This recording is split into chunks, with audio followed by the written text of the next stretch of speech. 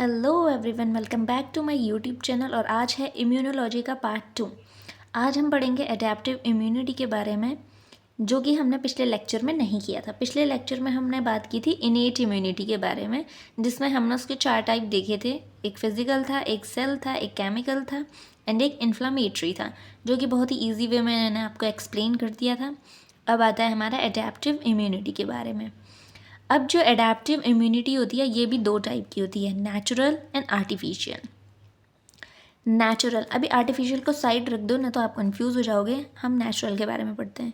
Natural मतलब जो हमारी बॉडी खुद से नेचुरली अडेप्ट करती है। नेचुरली मान लो कोई पैथोजन आ गया, हमारी जो इनेट इम्यूनिटी थी वो एक्टिवेट हुई, लेकिन उसने कुछ किया नहीं, तो उसके बाद हमारी जो अडेप्टिव इम्यूनिटी थी उसने अडेप्ट किया कि हाँ ये पैथोजन ऐसा दिखता है, ऐसा ऐसा है, ये सारी चीज़ें हैं। बाद में जब वो पैथोजन दोबारा से अटैक करेगा तो उस टाइम में हमारी वो बॉडी, मतलब जो हमारी वो वाली अडेप्टिव इम्यूनिटी है वो एक्टिवेट हो जाएगी। ठीक है, इसमें एनर्जी का यूज़ हो भी सकता है, नहीं भी हो सकता है। तो हम सबसे पहले पढ़ते हैं नेचुरल के बारे में। नेचुरली मतलब जो आ रही है, ये हमारी 2 टाइप की होती है, एक्टिव एंड पैसिव। एक्टिव मतलब एनर्जी का यूज़, चाहे कोई भी फंक्शन हो बॉडी का, अगर हमारी बॉडी कोई भी कार्य, कोई भी वर्क कर रही हो तो एटीपी का यूज़, तो एनर्जी का यूज़ तो होता ही होता है। तो एक्टिव में क्या होता है, एनर्जी का यूज़ होता है। सेम चीज़ जैसे मैंने बताई थी, एंड पैथोजन ने कभी एंटर कर दिया पैथोजन, ठीक है, उसके बाद हमारी इम्यूनिटी एक्टिवेट हो गई। मतलब सेम जैसा मैंने बताया था कि इसने जो हमारी एडेप्टिव, जो हमारी सेल्स आएंगे एडेप्टिव इम्यूनिटी के, उन्होंने ध्यान रखा कि हाँ ये वाला पैथोजन आया था इस बार, तो अगली बार जब भी आएगा तो हम सीधे अटैक कर देंगे। तो अगली बार जैसे ही वो आता है तो वैसे ही हमारी जो इम्यूनिटी रहती है वो एक्टिवेट हो जाती है, क्योंकि वो अडेप्ट कर चुकी है उस पैथोजन को। नेचुरल का दूसरा टाइप होता है पैसिव। इसमें हमारा एनर्जी का यूज़ नहीं होता है, ये नेचुरली आती है। जैसे कि हमारे मदर मिल्क से जो कोलेस्ट्रॉम होता है, जो स्टार्टिंग का मिल्क होता है, उससे हमारी आईजीए एंटीबॉडी हमारे अंदर आ जाती है। इसमें कोई एनर्जी का यूज़ नहीं हो रहा है, ये बर्थ के बाद हो रही है, इसलिए हम इसको एडेप्टिव इम्यूनिटी बोलेंगे। ठीक है, एडेप्टिव इम्यूनिटी का दूसरा आता है हमारे पास आर्टिफिशियल इम्यूनिटी। आर्टिफिशियल इम्यूनिटी भी हमारी 2 टाइप की होती है, एक्टिव एंड पैसिव। एक्टिव में सेम एनर्जी यूज़ हो रहा है, जिसमें हमारा आ जाता है वैक्सीनेशन। वैक्सीनेशन इन फ्यूचर बहुत ही डिटेल में पढ़ेंगे, बहुत ही लंबा टॉपिक है वैक्सीनेशन। वैक्सीनेशन में क्या होता है, जो वैक्सीन होती है उसमें हमने एक तरफ से हमने बैक्टीरिया पैथोजन को ही रखा रहता है, या फिर उनके टॉक्सिक सब्सटेंस को रखा रहता है जिससे वो बीमारी कॉज करते हैं, मतलब उनके एंटीजन को रखा जाता है। ठीक है, उनके प्रोटीन्स को रखा जाता है, जिससे वो हमारी बॉडी में जब डाले जाते हैं तो हमें जैसे हमने कोविड वैक्सीन लगाई होगी तो हमें हल्का हल्का फीवर रहा था, तो हमारी बॉडी उसको अडेप्ट कर रही है। मतलब अडेप्ट करने का मतलब है उसके खिलाफ हमारे एंटीबॉडीज़ को जनरेट कर रही है, प्रोड्यूस कर रही है, ताकि बाद में अगर वो अटैक करे तो हमारी जो एंटीबॉडीज़ है वो खुद रिलीज़ हो जाए उस टाइम पे टाइम ना लगाए। दूसरा होता है हमारा पैसिव। इसमें सेम हमारी कोई एनर्जी का यूज़ नहीं हो रहा है, जैसे कि एंटीवेनम। मान लो सांप ने काट दिया, अब आप ये तो नहीं दोबारा से आप वैक्सीनेशन करोगे कि हाँ चलो दोबारा से जहर डालो, दोबारा से वो एंटीबॉडीज़ बनाएगी, ऐसा नहीं होता है। अब जहर जा चुका है हमारे अंदर, ऑलरेडी हमारी एंटीबॉडीज़ बन रही है लेकिन वर्क नहीं कर रही है, तो इसलिए हम सीधे एंटीवेनम का इंजेक्शन देते हैं। तो हम मतलब डायरेक्टली एंटीबॉडी इंजेक्ट करते हैं, ताकि जो एंटीबॉडीज़ रहे वो जो स्नेक वेनम है उसके जो प्रोटीन्स है, उसके जो एंटीजन्स हैं उनसे बाइंड करे, और एंटीबॉडीज जो रहती है उनको, जो सेल्स रहते हैं वो उनको डिग्रेड कर दें। ठीक है, वेनम के अलावा हमारे उसमें प्लाज्मा इंजेक्ट करते हैं, एंटीबॉडीज़ इंजेक्ट करते हैं, ये सारी चीज़ें इंजेक्ट करते हैं। तो ये हो जाती है हमारी आर्टिफिशियल की पैसिव इम्यूनिटी। तो innate immunity and adaptive immunity में थोड़ा सा डिफरेंस है। इनेट नॉन स्पेसिफिक होती है, वाइल जो हमारे अडेप्टिव है वो स्पेसिफिक होती है। मान ले कोई हमारे अंदर कोई वायरस घुस गया, मतलब कोरोना वायरस चले गया था, ठीक है, तो उस हमारी जो बॉडी है उसने एक पर्टिकुलर, मान लो हमारे अंदर कोरोना वायरस गया, ठीक है, तो लेकिन जो हमारी इनेट इम्यूनिटी है वो सबके लिए एक जैसा काम करती है, चाहे वो कोई भी वायरस आ जाए, इनेट इम्यूनिटी के जितने भी सेल्स हैं वो सेम तरीके से कार्य करेंगे, सेम तरीके से वर्क करेंगे, कोई अलग वर्क नहीं दिखाते हैं। लेकिन एडेप्टिव इम्यूनिटी में क्या होता है, किसी एक पर्टिकुलर बैक्टीरिया, पर्टिकुलर वायरस के लिए ही पर्टिकुलर हमारी एंटीबॉडी बनती है। तो मान लो हमारे अंदर राइनो वायरस घुस गया, तो हमारे अंदर वही पर्टिकुलर एंटीबॉडी जनरेट होगी उसके लिए। कोई और वायरस घुस गया, कोई और बैक्टीरिया घुस गया, तो पर्टिकुलर एंटीबॉडी जनरेट होगी, रीएक्टिवेट होगी, पर्टिकुलर सेल्स काम करेंगे। तो एडेप्टिव स्पेसिफिक होती है, किसी एक particular specific bacteria, specific virus के लिए कार्य करती है। जो इनेट होता है उसका रिस्पॉन्स फास्ट होता है क्योंकि वो ऑलरेडी बॉडी में प्रेजेंट है। एडेप्टिव थोड़ा टाइम लेती है, लेकिन जब नेक्स्ट टाइम वही वायरस बैक्टीरिया हमें इन्फेक्ट करता है तो उस टाइम पे वो जल्दी इन्फेक्ट करती है, जल्दी शो करती है। इनेट में हमारी कोई मेमोरी नहीं रहती है क्योंकि हमारी बॉडी में वो ऑलरेडी प्रेजेंट है, तो उसको याद नहीं रहता कि हाँ पिछली बार ऐसा अटैक हुआ था तो इस बार भी ऐसा होगा। एडेप्टिव में जो हमारी एंटीबॉडीज़, जो हमारे सेल्स रहते हैं, वो याद रखते हैं कि हाँ इस बार इसने अटैक किया था तो अगली बार कर सकता है, इसलिए वो एंटीबॉडीज़ पहले से प्रेजेंट रखते हैं हमारे अंदर कि ये अटैक करेगा तो सीधा एंटीबॉडी जनरेट होगी क्योंकि उसके एंटीजन को वो रिकग्नाइज कर लेते हैं। तो इसमें हमारे मेमोरी सेल्स भी आते हैं जो कि ये सारे काम करते हैं। तो एडेप्टिव हमारी मेमोरी रखती है। इनेट में हमारे फैगोसाइटोसिस कर दिया जाता है सेल्स का, वाइल जो एडेप्टिव रहती है इसमें हमारे B cells and T cells रहते हैं, जिसके बारे में हमें बहुत ही डिटेल में पढ़ना है।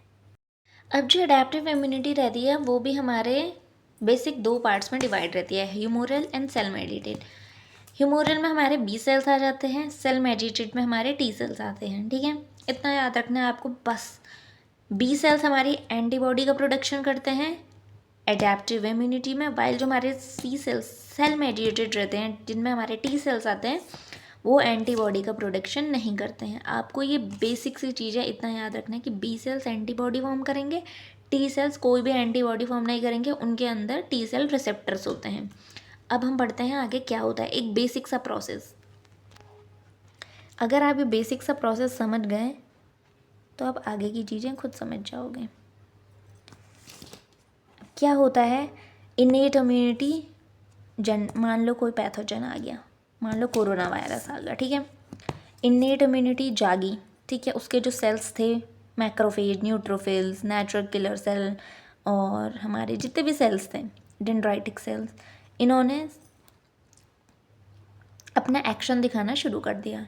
इन्होंने साइटोकाइनिन को रिलीज़ किया, ठीक है। साइटोकाइनिन रिलीज़ हुआ तो जो साइटोकाइनिन रहता है वो हमारे बी सेल्स और टी सेल्स में जाके उनको एक्टिवेट करता है कि एक्टिवेट हो जाओ, हमारे अंदर वायरस बैक्टीरिया घुस चुका है।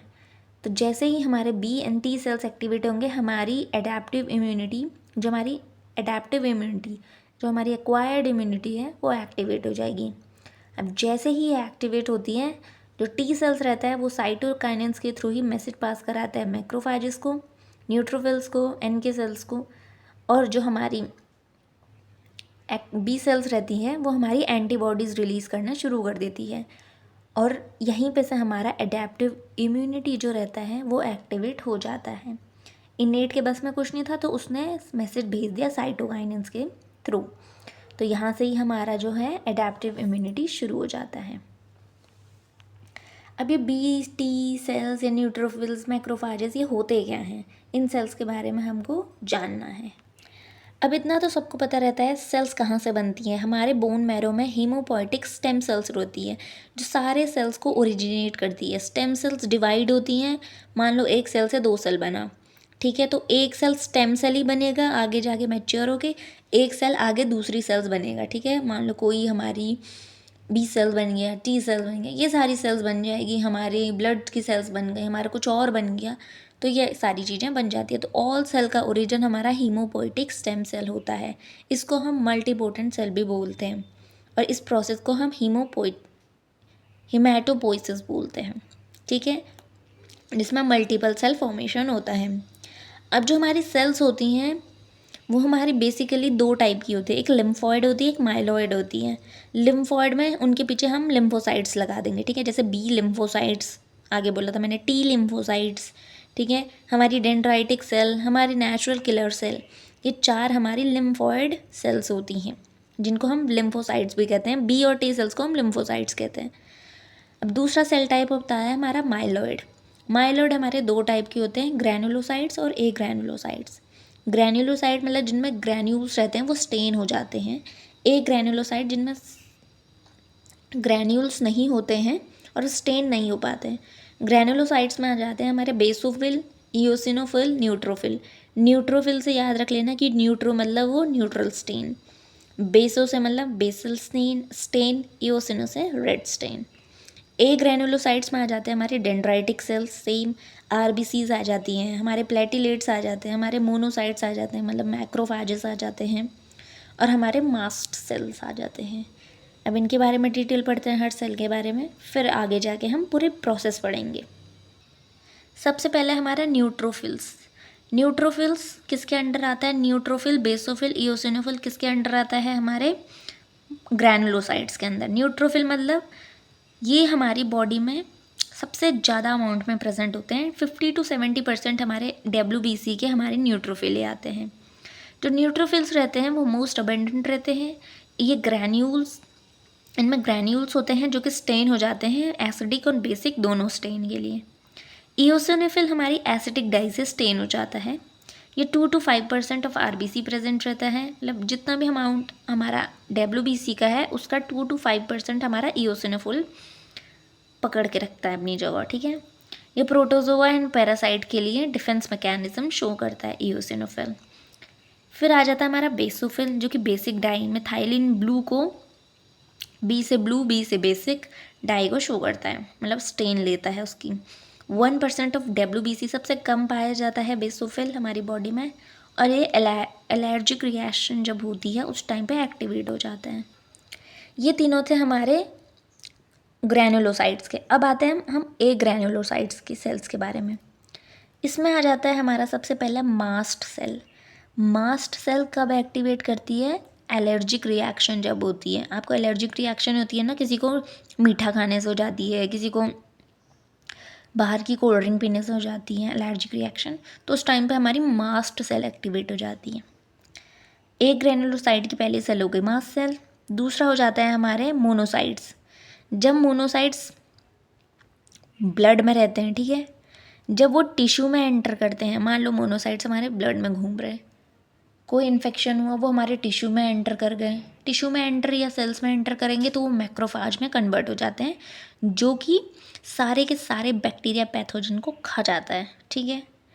अब जब हम कहीं पे टैटू बनाते हैं ना, तो टैटू का कलर कैसे शो होता है? जब टैटू हम बनाते हैं उस टाइम पे जो मैक्रोफेज रहते हैं वो वहाँ पे एक्यूमुलेट हो जाते हैं, सारे के सारे इकट्ठा हो जाते हैं, जिससे वो टैटू इंक को इंगल्फ कर लेते हैं और शो हो जाता है हमें टैटू कलर। तो इस मैक्रोफाज का रोल हमारा टैटू इंक में भी बहुत काम आता है। तो मोनोसाइट्स को ही हम मैक्रोफाज कहेंगे, जो कि हमारे ए ग्रैनुलोसाइट्स में आते हैं। अब जब मैक्रोफाजेस जब डिफरेंट डिफरेंट सेल में रहते हैं, डिफरेंट डिफरेंट टिश्यू में रहते हैं, तो उनका डिफरेंट डिफरेंट नाम रहता है। जैसे लिवर के मैक्रोफाजेस को क्या कहते हैं? Kupffer cell. लंग्स के मैक्रोफाजेस को कहते हैं एल्वियोलर मैक्रोफाज। स्प्लीन के कहते हैं स्प्लेनिक मैक्रो। CNS में रहते हैं तो उनको कहते हैं माइक्रोजियल सेल्स। किडनी में रहते हैं तो उनको मेसन ग्लैंड कहते हैं। तो यहाँ पे हमने पढ़ लिया है अपने ग्रैनुलोसाइट्स के बारे में भी, एक ग्रैनुलोसाइट्स के हमारे मास्ट सेल एंड मैक्रोफाजेस के बारे में भी। ये थे हमारे माइलॉइड के। अब हम पढ़ेंगे लिम्फॉइड के। लिम्फॉइड में हमारे B cells, T cells, natural killer cells, इन सब के बारे में। तो बी सेल्स हमारे क्या होते हैं, मैंने पहले ही बताया था, ह्यूमोरल में आ जाते हैं, जो कि हमारे एंटीबॉडीज़ का प्रोडक्शन करते हैं।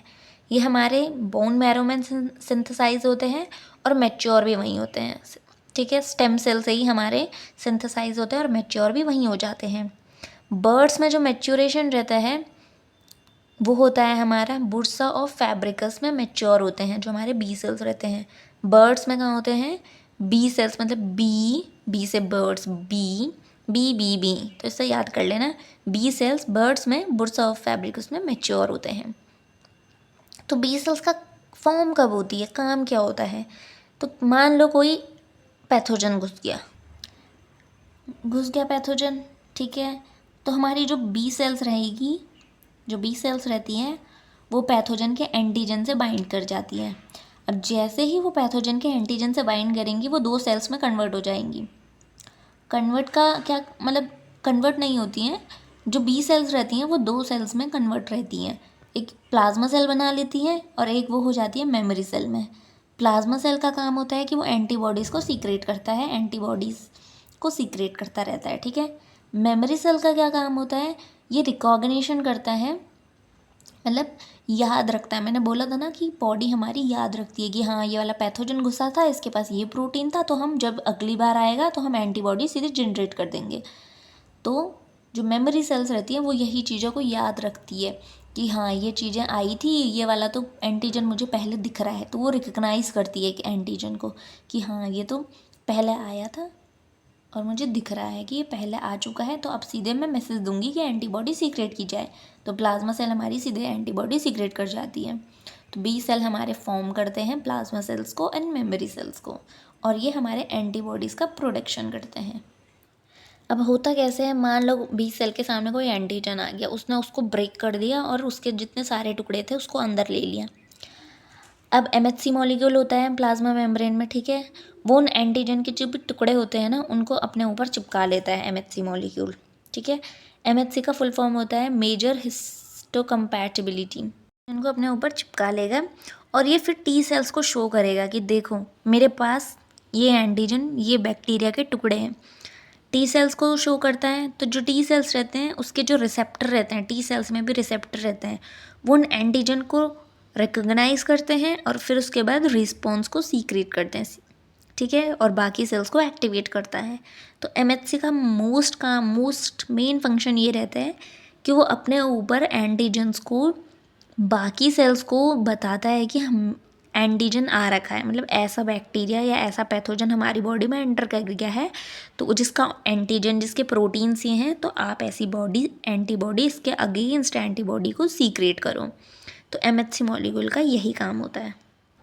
अब जो हमारी बी सेल्स रहती है वो हमारी स्प्लीन में प्रेजेंट होती है, लिम्फ नोड में रहती है, लिम्फॉइड टिश्यू में रहती है, बोन मैरो में प्रेजेंट रहती है, ठीक है। जो बी सेल्स रहती है उनमें CD4 एंटीजन एब्सेंट रहता है। अब CD4 और CD8 क्या होता है ये हम आगे जाके डिटेल में पढ़ेंगे। तब तक के लिए इतना याद रखो कि CD4 उसमें एब्सेंट होता है। अब जो बी सेल्स रहती हैं वो साइटोकाइनेंस को रिलीज़ करती है, जो कि मैसेज को पास करता है, वो मैसेज को इधर उधर भेजने में मदद करता है कि हाँ ये वाला एंटीजन आ रखा है, ये वाला एंटीजन आ रखा है, तो साइटोकाइनिन को रिलीज़ करती है। तो बी सेल के बारे में इतना आज की वीडियो में था। टी सेल के बारे में हम आगे की वीडियो में पढ़ेंगे और आगे की वीडियो में हम इनका फंक्शंस भी देखेंगे कि एक साथ काम कैसे करती हैं। तब तक के लिए वीडियो को लाइक शेयर सब्सक्राइब ज़रूर करें। वीडियो अच्छी लगी हो तो बट अपने दोस्तों को शेयर करें। नोट्स चाहिए होंगे तो कमेंट्स में ज़रूर बोलें।